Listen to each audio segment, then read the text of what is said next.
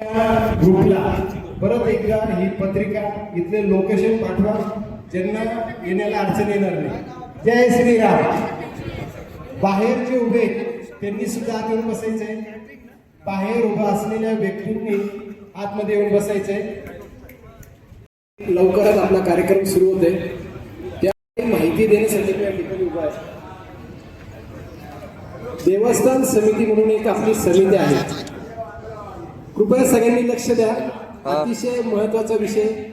ह्या देवस्थान समिती मार्फत नाशिक जिल्ह्यातील 1000 देवस्थान आपण एकत्र केलेले आहेत. त्या करण्यामागचा मुख्य उद्देश सर्व मंदिरात संध्याकाळी 7 वाजेची आरती. किती वाजेची आरती? 7. आता मंदिरात 7 वाजेची आरती 80-90% मंदिरात सुरू झालेली आहे. त्याचबरोबर इथे महिला वर्ग भरपूर आहे. त्यांना विनंती, त्याच वेळेला प्रत्येक घरामध्ये संध्याकाळी 7 वाजेला दिवाबत्ती, पूजापाठ, ओंकार मंत्र, रामरक्षा, हनुमान चालीसा, मनाचे श्लोक जे जमेल ते. हे का करायचं त्याच्या मागचं कारण सांगतो.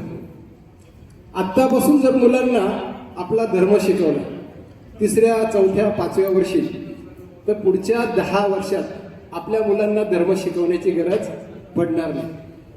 2 कामं लक्षात ठेवा. मंदिरात जा, जवळच्या मंदिरात जा 7 वाजेला.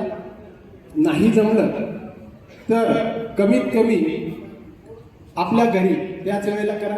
हा एक मुद्दा. 3रं, आपला वार शनिवार. आजचा कार्यक्रम शनिवारी ठेवण्यामागचं कारण पण तेच आहे की शनिवार धर्मासाठी वेळ द्या. मग त्यामध्ये पूजापाठ नाही, मग लव जिहाद असेल, लँड जिहाद असेल, आपल्या धर्माच्या एखाद्या व्यक्तीवर अत्याचार झाले असेल त्याला भेट नाही, मोर्चा ह्या ठिकाणी नाहीच्या बरोबर संक्रांत आहे. त्यामुळे आपल्या सर्वांना विनंती आहे की शनिवारी, इतर दिवशी तर कराच, पण शनिवारी हे धर्म कार्य ज्याच्यामध्ये आपण सर्व मागं पडतोय. पहा, आता गोदा आरती झाली, 1 लाखापेक्षा जास्त लोक होते.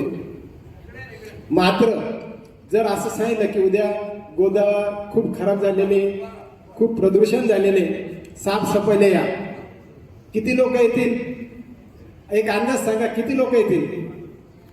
किती आवाज? आरतीला मात्र 1 लाख लोक होते. एक पाठ म्हणजे पूजा पाठ ह्यामध्ये लाखोच्या संख्येने लोक सहभागी होतात.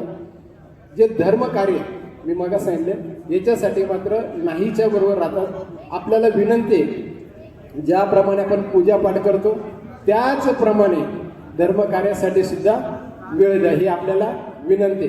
जय श्रीराम. बरं, ही संकल्पना आवडली? 7 वाजेची संकल्पना आपल्याला आवडली का? आजपासून याचा प्रचार करणार. कुठे कुठे करणार? आपल्या नातेवाईकांमध्ये, आपल्या समाजामध्ये, आपल्या गल्लीमध्ये, आपल्या सोसायटीमध्ये, आपल्याला जिथे जिथे शक्य होईल त्या ठिकाणी ही माहिती आपण द्यावी, ही आपल्याला विनंती आहे. जय श्रीराम. जय श्रीराम. आवाज नाही येते, आपले प्रमुख कोण येणार नाही लवकर. मग जय श्रीराम.